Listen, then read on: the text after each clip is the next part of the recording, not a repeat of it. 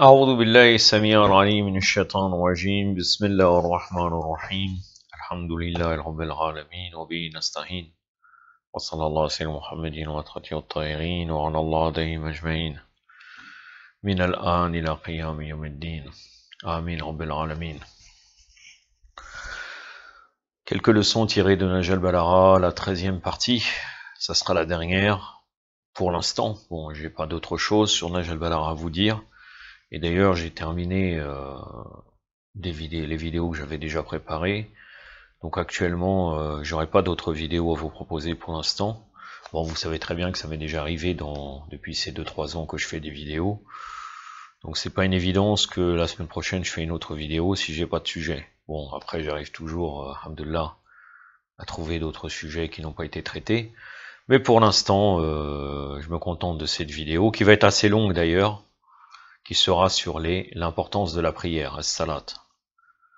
Je précise le terme salat parce que, même si bon, on s'adresse aux chiites, en français quand on dit la prière, si vous parlez avec un chrétien, il croit que la prière c'est le doua.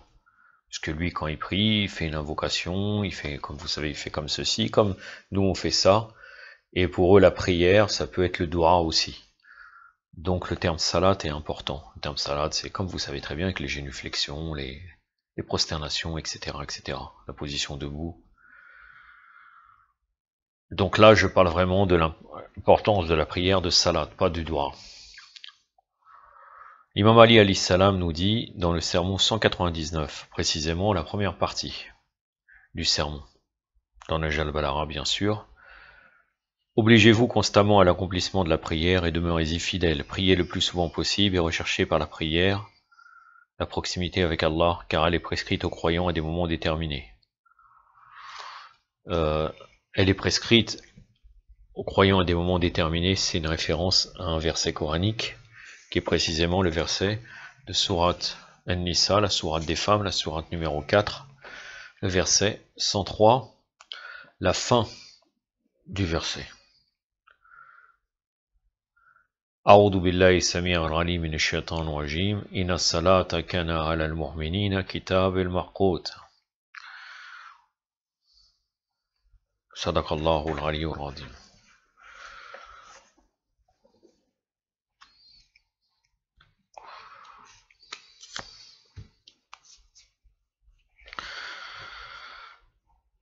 L'imam Ali continue. N'avez-vous pas retenu la réponse des gens de l'enfer lorsqu'ils seront questionnés? Qu'est-ce qui vous a conduit dans le feu ardent? Ils répondront, nous n'étions pas de nombre de ceux qui prient. Ça, c'est la sourate 74, le verset 42-43. Il y aura énormément de versets coraniques dans cette... et d'ailleurs, il y aura beaucoup de hadiths. C'est pour ça que, à mon avis, c'est une vidéo qui va faire 45-50 minutes à peu près. Inch'Allah. Donc la sourate numéro 74, c'est la sourate le revêtu d'un manteau. Le verset 42-43. Le feu ardent, c'est Saqar. Là. C'est des niveaux aussi même de l'enfer, pour votre information. A'udhu billahi samir al-alim minash shaitanir rajim. Ma salakakum fi saqar. Qalu lam naku minal musallin. Sadaqallahu al-aliyyul azim. Ils répondront, nous n'étions pas du nombre de ceux qui prient. L'imam Ali alayhi salam continue. D'évidence, la prière libère des péchés. Comme les feuilles se libèrent des arbres, elle les détache comme on détache les cordes passées au cou des bestiaux. Le messager d'Allah, sallallahu alayhi wa alayhi, la compara à un bain chaud placé à l'entrée de la demeure d'une personne et dans lequel elle se baignerait 5 fois par jour et nuit. 5 fois par jour et nuit. Ainsi faisant, resterait-il sur la moindre impureté?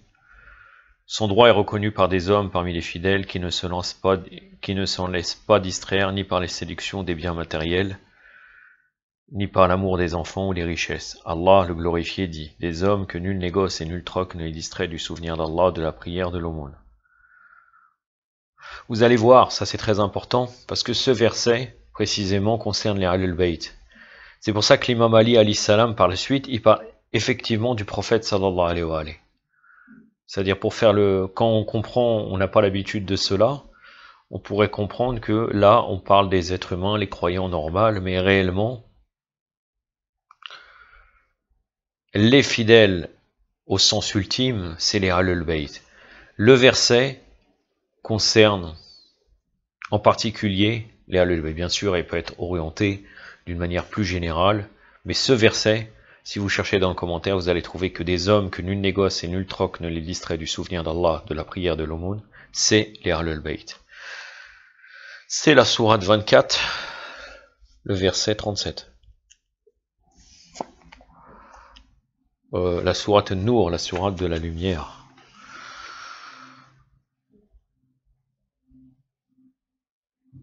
Ça, je vous cite jusqu'au milieu du verset. Du début jusqu'au milieu du verset. A'udhu billahi samir al-ghalim minash shaitanir rajim. Rijala la tu'lihim tijaratun wala bay'un an dhikrillah wa aqimus salat wa ati'uz zakat. Sadaqallahu al-aliyyul azim.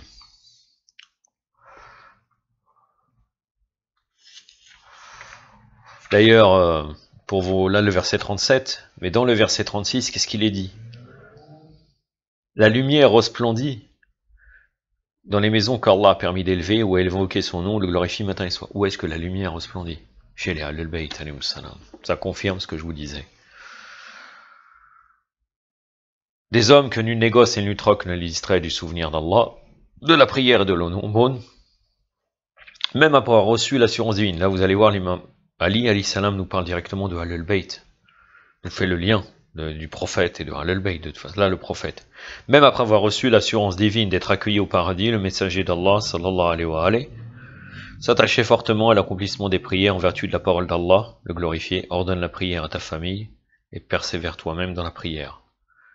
Alors le messager, sallallahu alayhi wa alayhi, ordonnait la prière à sa famille et persévérait dans son accomplissement. Je reviens au verset coranique, ordonne la prière à ta famille, persévère toi-même dans la prière.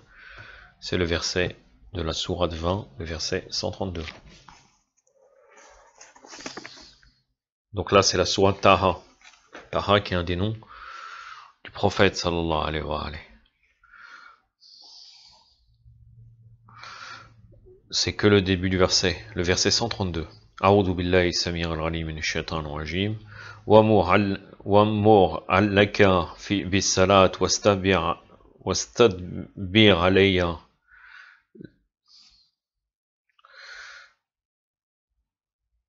Sadaqallahu al-aliyyul azim. Ordonne ta famille à pratiquer la prière, persévère dans celle-ci. Sadaqallahu al-aliyyul azim.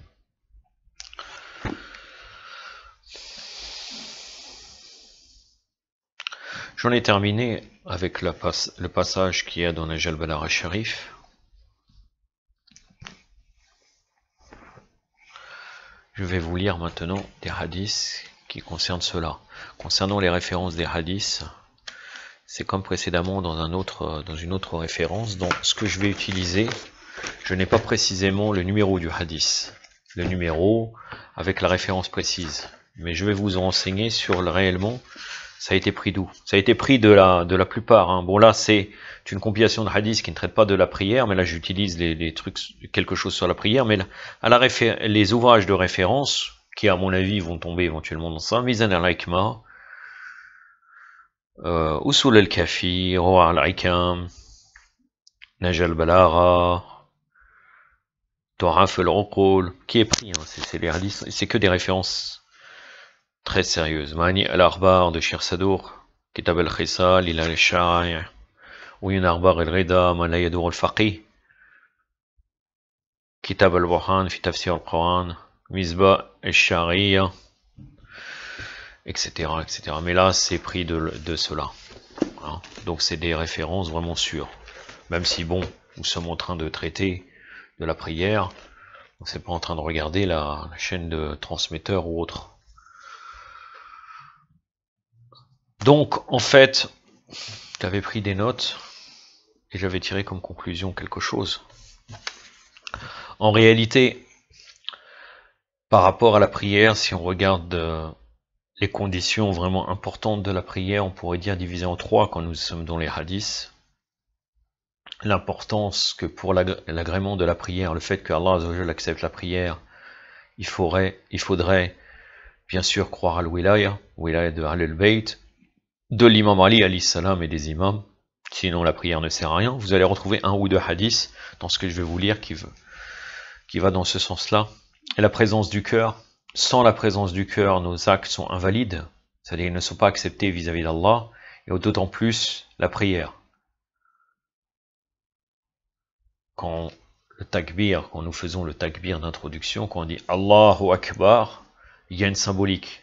Quand on lève les mains comme cela, derrière il y a la dunya. Ça veut dire que nous laissons la dunya et nous concentrons à Allah, Allah ou Akbar, Allah qui est le plus grand, la plus grande.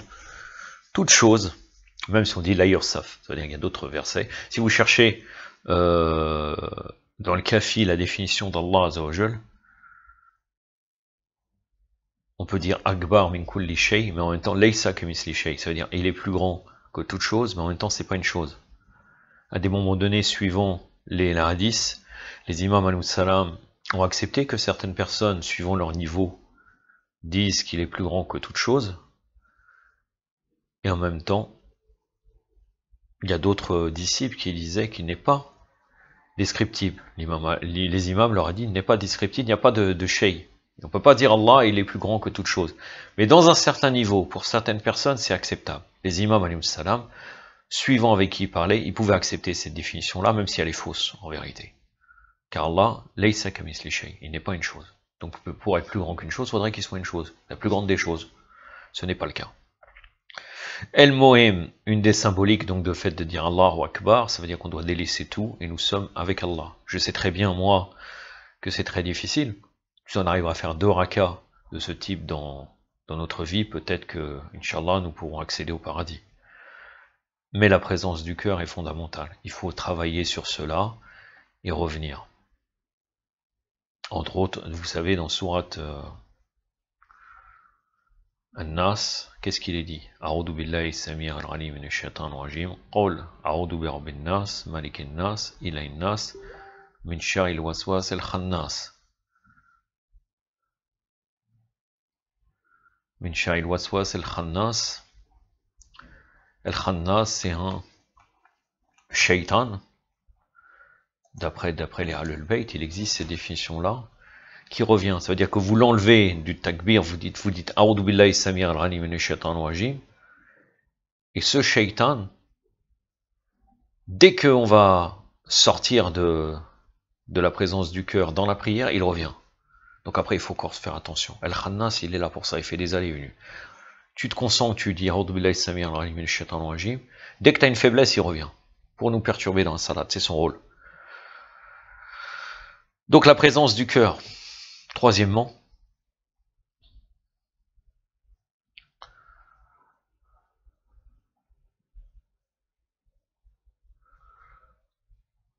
il faut bien sûr voir que même si la prière est un pilier fondamental, ce n'est pas uniquement en faisant la prière que nous sommes sauvés. Il faut faire les autres obligations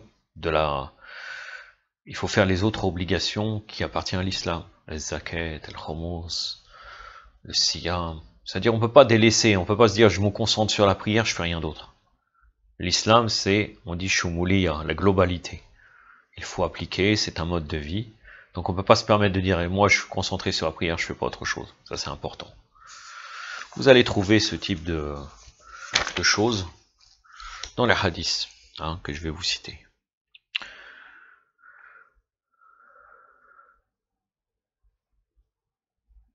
Il y a un verset coranique, accomplit la salat empêche de la turpitude et des mauvaises actions. La sourate 29, le verset 45.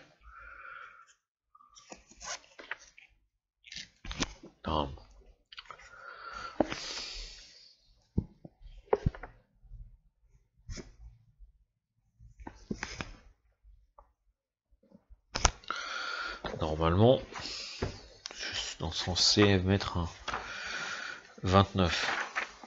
J'avais mis un marque-page, mais je ne sais pas pourquoi, je ne trouve pas. 29, verset 45. Oui, je ne sais pas pourquoi.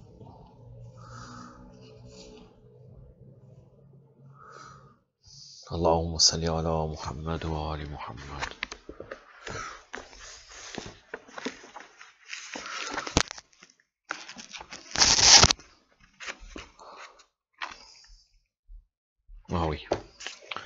Parce qu'en fait, j'ai sauté un verset coranique que j'ai vu pas utile de vous le citer. Donc la sourate de Ankabut, hein, donc l'araignée, le verset 45.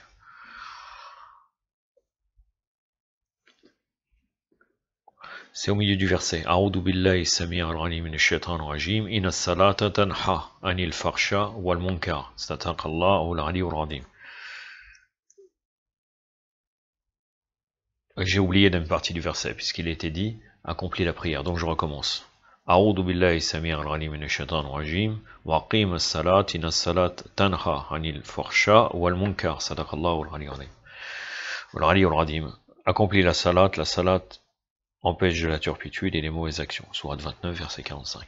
J'emploie le terme salat quelquefois parce qu'en vérité, c'est très important même pour le converti qu'il essaye d'employer, d'avoir une terminologie arabe dans certains mots, car certains mots sont intraduisibles. Est-ce que la salat c'est la prière? Comme je vous ai dit, dans la culture et dans l'habitude occidentale, prière ne reflète pas forcément la prière avec des gestes. Donc, salat, on sait de quoi on parle. Je commence. Le prophète Mohammed sallallahu alayhi wa sallam, qu'est-ce qu'il nous a dit? La salat fait partie des lois de la religion, et en elle est la satisfaction du Seigneur, et elle est la ligne de conduite des prophètes. Un autre hadith, Allah, que sa louange soit manifestée, a mis le plaisir de mes yeux dans la salat, et m'a fait aimer la salat comme il a fait aimer le repas à l'affamé, et l'eau à l'assoiffé.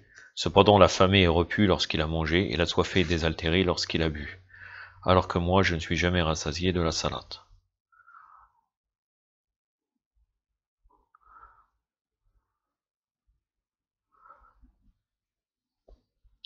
Il dit aussi la salat et imad, donc le pilier, est le pilier de la religion.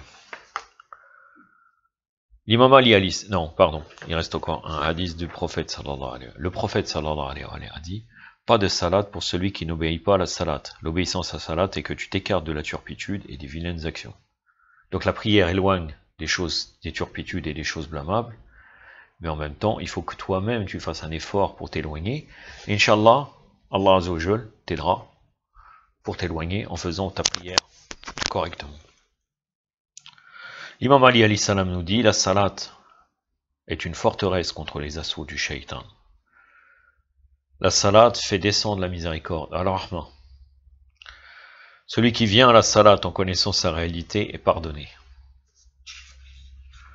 Haqiqat salat.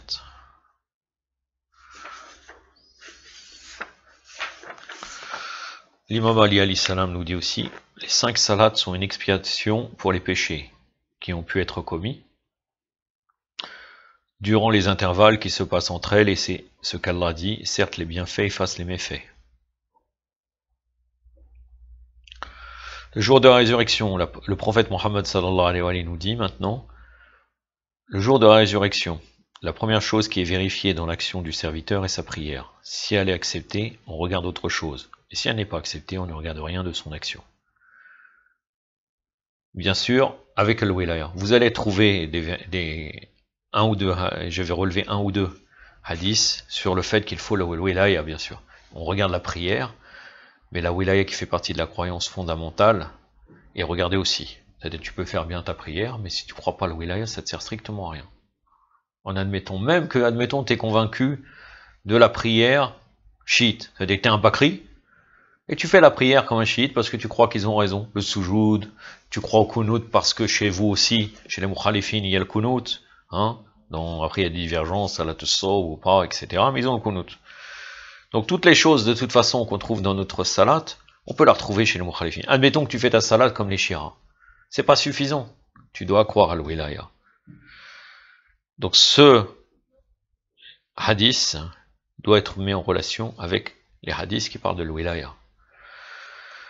L'imam Ali alayhi salam nous dit, Allah a prescrit la foi et l'iman comme une purification du polythéisme, shirk, et la salat comme une purification de l'orgueil, el-kibr. Parce que un des symboles qui est censé faire tomber l'orgueil, c'est la prosternation. À l'époque, il y avait les Arabes, quand ils ont découvert l'islam, pour eux c'était très très difficile de faire la prosternation. Même de nos jours, des gens qui sont non musulmans, pour eux, ils n'imaginent pas de se prosterner. Il va être fier.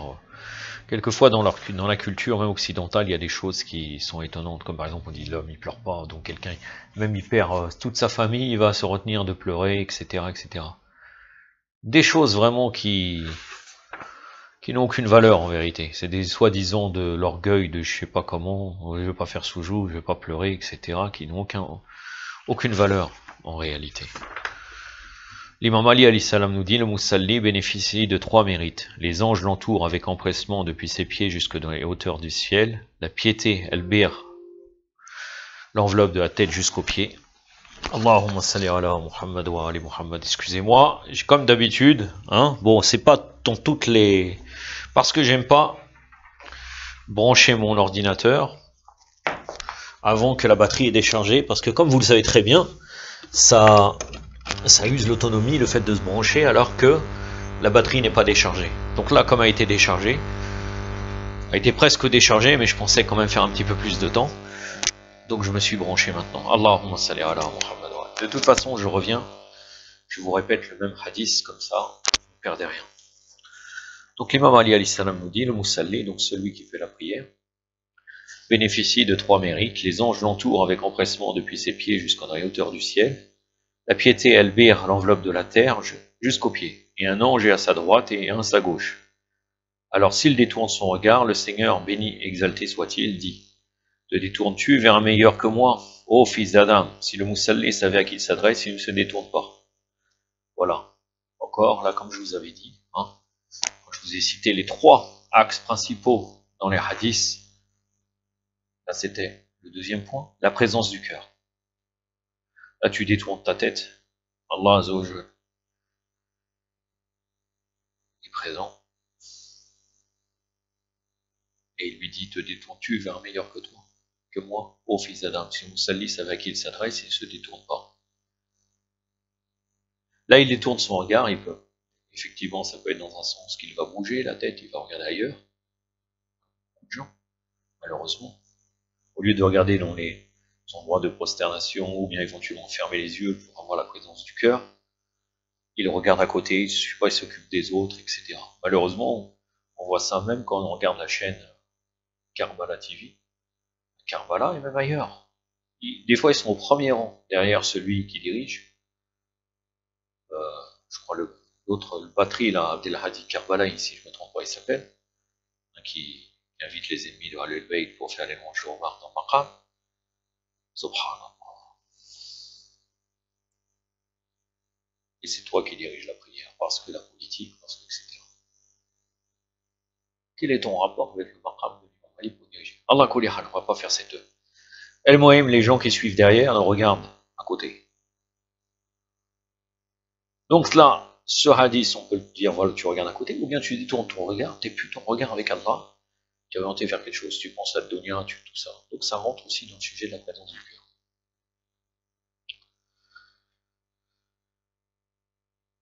L'imam Ali alayhi salam nous dit au corps, lorsque l'homme est dans la salat, alors son corps, ses vêtements et toutes les choses autour de lui chantent les louanges. L'imam Ja'far Sadiq alayhi salam nous dit, lorsque tu es dans ta salat, il faut que tu t'assoies avec humilité, khushu', dévotion. Khushu', c'est la dévotion, le recueillement, la crainte aussi. Et avec application, car Allah, exalté, dit, réussiront les croyants, ceux qui sont humbles dans leur prière. La sourate 23, le verset 1 et 2. Normalement, c'est la sourate appelée le Mu'minun, les croyants. Oui, exactement. Sourate 23. A'udhu billahi samir al-alim shaitan al-rajim. Qad aflaha al-mu'minun alladhina fi as-salati al-khashi'un. Sadaqallahu al-aliyyul azim.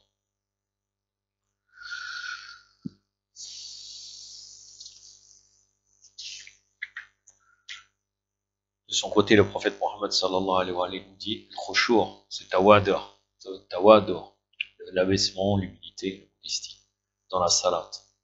Et le fait que l'adorateur, l'abd, se tourne avec empressement et de tout son cœur vers son Seigneur. L'imam Ali alayhi salam nous dit, il avait dit ça à Kumail, ô Kumail, l'important n'est pas que tu pries, que tu jeûnes, que tu fasses l'aumône. L'important c'est que ta salat soit faite avec un cœur pur, naqi, que ton action soit satisfaisante auprès d'Allah, que ton humilité soit correcte. Nous retournons vers le prophète Mohammed sallallahu alayhi wa sallam qui poursuit. Même si vous priez jusqu'à ce que vous deveniez tendus comme des cordes, que vous jeûniez jusqu'à être courbés comme des arcs, Allah n'accepterait cela de vous qu'avec le wara. Le wara, dévotion. On peut dire le wara, c'est la dévotion, la ferveur, la piété, la crainte révérentielle. Il y a beaucoup de choses. Réserve, le scrupule, l'abstinence, la continence, la tempérance. Il nous dit aussi, le prophète Mohammed sallallahu alayhi wa sallam, Allah n'accepte pas la prière ni le jeûne de celui qui a dit du mal d'un musulman ou d'une musulmane durant 40 jours, sauf si celui-ci le pardonne. Voilà, le troisième point que je vous ai cité. La prière n'est pas suffisante. Tu ne peux pas négliger les autres choses de l'islam. Le prophète sallallahu alayhi wa sallam nous dit, il y a 8 personnes de qui Allah n'accepte pas la salat. Esclave fugitif jusqu'à ce qu'il revienne vers chez son maître. Sur un esclave qui a été pris dans une guerre légitime, avec un imam infaillible. Il est évident que s'il se sauve de son maître, c'est comme s'il se sauve même en vérité de l'imam de l'islam. La femme désobéissante à son mari mécontent d'elle, celui qui refuse de donner la zakat, celui qui abandonne l'ablution, la fille pubère qui prie sans voile, un imam avec qui les gens prient par force, avec répulsion, celui qui est ivre, celui qui se retient d'uriner ou d'aller à la scène. Voilà. Parce que dans le faire, c'est très déconseillé d'avoir envie d'aller aux toilettes et on est en train de faire la prière. Et là, vous voyez que c'est même une des causes de l'annulation de salat d'après ce hadith. Le prophète nous dit toujours, Allah n'accepte pas la salat du serviteur dont le cœur n'est pas présent avec son cœur, enfin, avec son corps, voilà, présence du cœur. Ou Abu Dar, 2 rakas, bien accomplis, avec une profonde réflexion, sont meilleurs que de prier toute une nuit sans que le cœur y soit. Présence du cœur encore. Pas de salade pour celui qui n'accomplit pas parfaitement son inclination et sa prosternation. Voilà. Connaître bien les aspects extérieurs de salade, pour qu'aussi notre salade soit acceptée extérieurement et intérieurement. C'est-à-dire que la présence du cœur n'est pas suffisante. Extérieurement, au niveau du charia, on doit faire une salade correcte. L'imam Ali alayhi salam nous dit, il ne faut pas que l'un d'entre vous se lève avec paresse et somnolence dans sa prière, ni qu'il pense en lui-même à n'importe quoi, car il se trouve entre les mains de son Seigneur puissant et majestueux, et le serviteur n'obtient de sa prière que l'intérêt qu'il lui a porté avec son cœur. Présence du cœur. L'imam Zain al-Abidin alayhi salam nous dit, la condition d'acceptation de la salat est notre wilaya et le désaveu de nos ennemis. Wilaya wal-bara, c'est la condition d'acceptation de la salat. Voilà, le premier point que je vous ai cité tout à l'heure. Donc, on regarde la prière, on regarde le wilaya et le bara aussi, pour accepter, pour que la prière soit acceptée. As-Somali, Abu Hamza As-Somali, un des compagnons de l'imam Zain al-Abidin nous rapporte, j'ai vu Ali ibn al-Hussein alayhi salam en train de prier, et alors sa cape tomba de l'une de ses épaules, et ne la rajusta pas jusqu'à ce qu'il ait terminé sa prière. Alors je lui demandais pourquoi cela. Il répondit, malheur à toi, entre les mains de qui étais-je? Il n'a accepté de la prière d'un serviteur que l'intérêt qu'il a porté avec son cœur. Et on est inconscient. Moi je sais très bien, c'est possible que moi aussi, mais j'essaye de faire attention. Par exemple hier, ça Jumu'ah, je fais très attention à ça. Si je suis personne, moi aussi je bouge, des fois tu crains, tu bouges comme ça. Mais normalement, on est devant moi. Il faut qu'on ait la présence du cœur. En plus, Shaitan, à ce moment-là, il va nous gratter. Je n'ai pas dit que c'est Shaitan, c'est quelque chose. Mais comme par hasard, à ce moment-là, tu as envie de te gratter. Tu ne grattes pas, avant la prière, là, tu as envie. Comme les gens qui baillent. Bon, le bâillement, il vient de Shaitan, d'après hadith de l'imam Sa'd alayhi salam.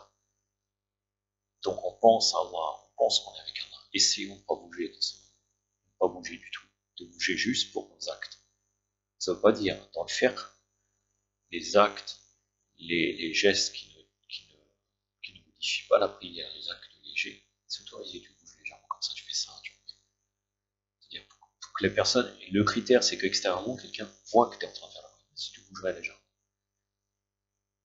Mais soyons vigilants.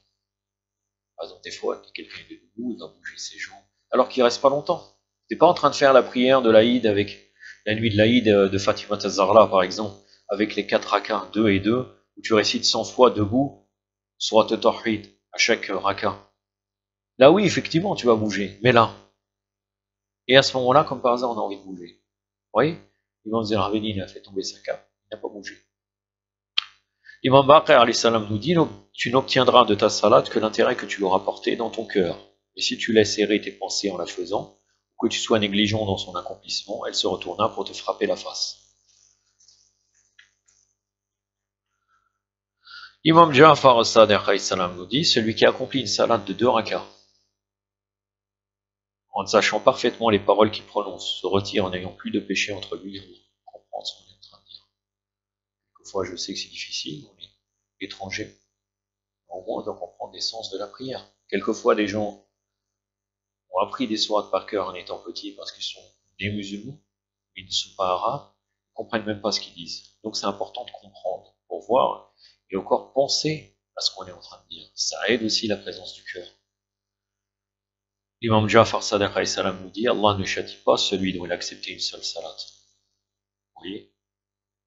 Ça veut dire quoi? Ça veut dire que peut-être dans notre vie, une seule salat, elle est acceptée.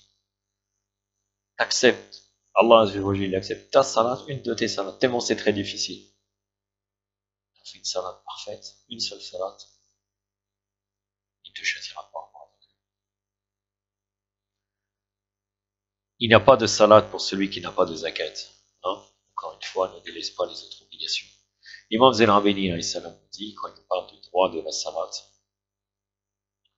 donc dans Risalat al-Uqouq, son fameux livre, l'épître des droits de l'imam Zain al-Abidin, il est du droit de la salat que tu saches qu'elle est une courtoisie envers Allah puissant et majestueux, que lorsque tu l'accomplis, tu es dressé entre les mains d'Allah puissant et majestueux.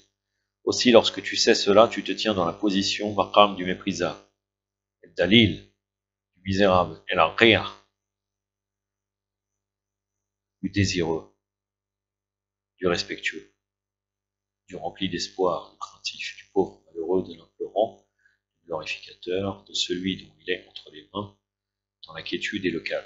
Tu accomplis alors ta salat de tout ton cœur selon ses limites, hudud et ses droits en propre.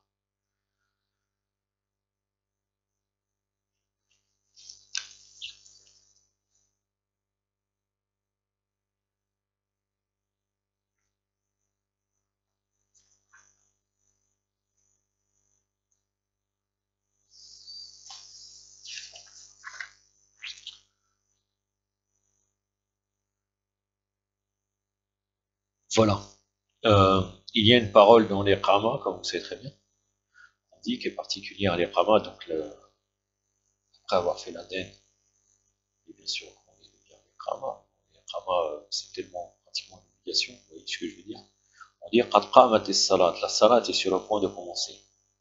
L'imam Ali alayhi salam nous explique qu'est-ce que c'est. C'est-à-dire le temps est venu pour la visite, la ziyara, et la conversation confidentielle, pour la satisfaction des besoins, pour la formulation des souhaits, pour l'accès à Allah, puissant et majestueux, et à sa générosité, son pardon, sa grâce et sa satisfaction. Allah subhanahu wa ta'ala nous dit, ô vous qui croyez, n'approchez pas de la prière alors que vous êtes ivres, jusqu'à ce que vous chassiez ce que vous dites. Sourate 4, verset 43. Ça, vous allez voir que Imam Baqir alayhi salam va nous expliquer. Donc, je vais vous citer 2 versets. Là, le premier verset, c'est Sourate 4, verset 43. Ce n'est pas comme on pense. C'est le début du verset. A'udhu billahi samir al-ghalim minash shaitanir rajim. Ya ayyuhalladhina amanu la taqrabu as-salat wa antum sukara. Sadaqallahu al-azim. Un autre verset. Les hypocrites cherchent à tromper Allah, mais c'est lui qui les trompe. Et lorsqu'ils se lèvent pour la prière, ils se lèvent indolents. C'est aussi la sourate An-Nisa, la sourate des femmes, la sourate numéro 4, le verset 142.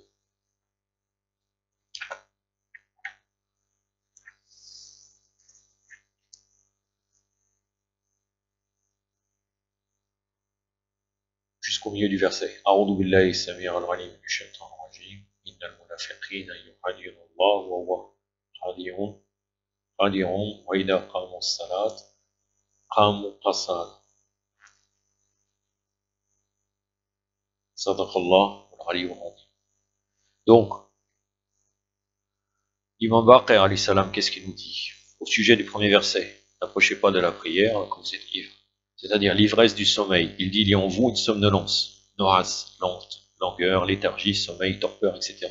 qui vous empêche de savoir ce que vous dites dans votre inclination, votre prosternation, votre takbir. Ce n'est pas comme ce que dépeignent beaucoup de gens qui prétendent que les croyants sont ivres de boisson.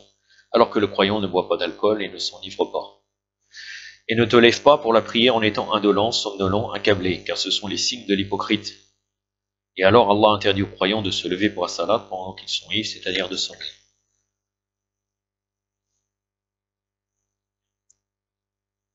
Néanmoins, si on arrive au temps de la prière et qu'on risque de sortir de la prière en étant trop fatigué, on essaye de se mettre de l'eau, on essaye de se réveiller.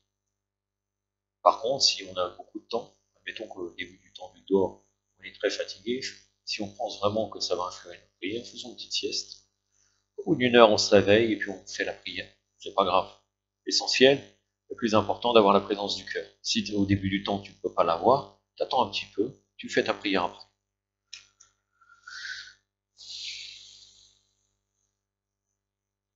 Donc le deuxième, ne t'arrive pas à la prière en étant indolent, c'est le commentaire du deuxième verset.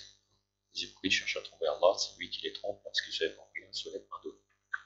L'imam Ali alayhi salam nous dit, pour ajouter par rapport à ce verset, lorsque tes yeux l'emportent sur toi et que tu es dans la salate, alors coupe la salate et dors, parce que tu ne sais même pas si tu appelles la bénédiction sur toi, si tu ne formules pas des vœux contre toi. Oui, parce que tu es censé faire le meilleur acte, et finalement, tu es complètement, tu sais même pas ce que tu es en train de dire.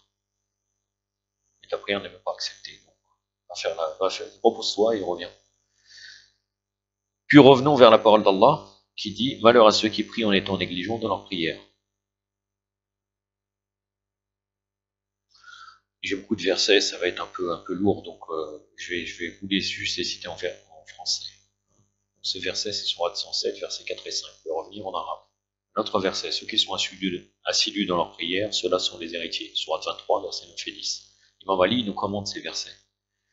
Qu'est-ce qu'il nous dit? Il n'existe pas d'action plus aimée par Allah que la prière. Alors il ne faut pas que quelque chose des affaires de la dunya vous détourne de son temps, parce qu'Allah, puissant majesté, a blâmé des gens en disant ceux qui sont négligents dans leur prière, c'est-à-dire que ce sont des insouciants qui font peu de cas des temps de la prière. C'est-à-dire la dunya ne peut pas être plus important que les temps de la prière. Préservez vos 5 prières dans leur temps, parce que c'est la position qu'Allah, puissant majesté, leur a décrétée.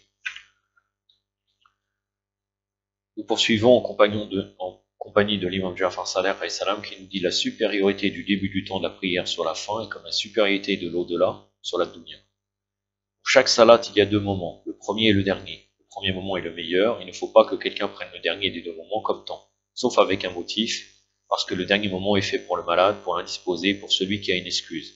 Et le premier temps, c'est la satisfaction d'Allah, et le dernier est la grâce, la rafle, ou bien le pardon d'Allah. Allah subhanahu wa ta'ala nous dit, encore une fois je ne vais pas vous le citer en arabe, il se pose des questions sur les pécheurs. Qu'est-ce qui vous a conduit dans le sakar, un des noms de l'enfer? Ils diront, nous ne faisions pas partie de ceux qui accomplissent la salat. Sourate 74, versets 40 à 43. L'imam Ali alayhi salam nous dit, par rapport à ce verset, contractez un engagement envers l'ordre de la salat et préservez-la. Essayez de la croître. Faites-en une offrande car elle était prescrite pour les croyants à des temps précis. N'entendez-vous pas la réponse des gens du feu lorsqu'on les interroge, qu'est-ce qui vous a conduit dans le sakar? Ils diront, nous ne faisions pas partie de ceux qui accomplissent la salat.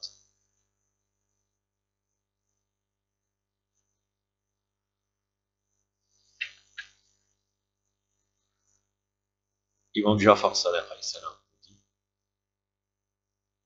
un de ses compagnons nous rapporte, j'ai interrogé Abu Abdullah,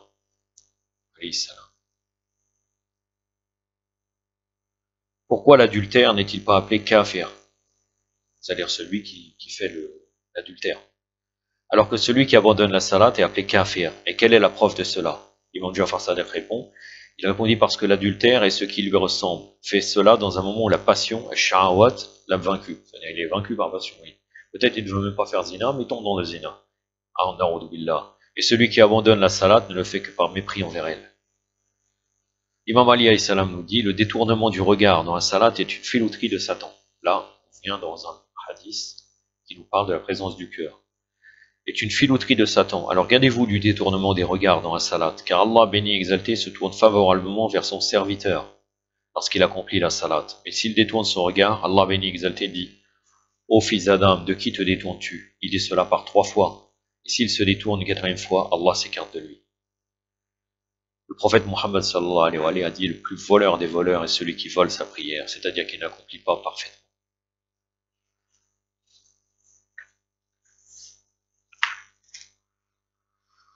dans sa parole du verset coranique, l'imam Salah nous dit, certes les bienfaits effacent les méfaits, c'est-à-dire la salade du croyant la nuit efface ce qu'il a accompli des péchés durant le jour. Pour terminer, deux derniers hadiths, le prophète Mohammed sallallahu alayhi wa sallam a dit à l'imam Ali alayhi salam, ô Ali, il y a trois moments de bonheur pour le croyant, la rencontre des frères, la rupture du jeûne et l'iftar, et le réveil pour les prières à la fin de la nuit. Donc la prière de la nuit. Le prophète Mohammed sallallahu alayhi wa sallam dit, pour finir, lorsque l'adorateur s'abandonne à son Seigneur au cœur de la nuit obscure et se confie à lui, Allah fixe la lumière dans son cœur, puis dit à ses anges, mes anges, regardez mon serviteur en train de s'abandonner à moi dans le cœur de la nuit obscure, alors que les oisifs se divertissent et que les insouciants dorment. Soyez témoins que je lui pardonne.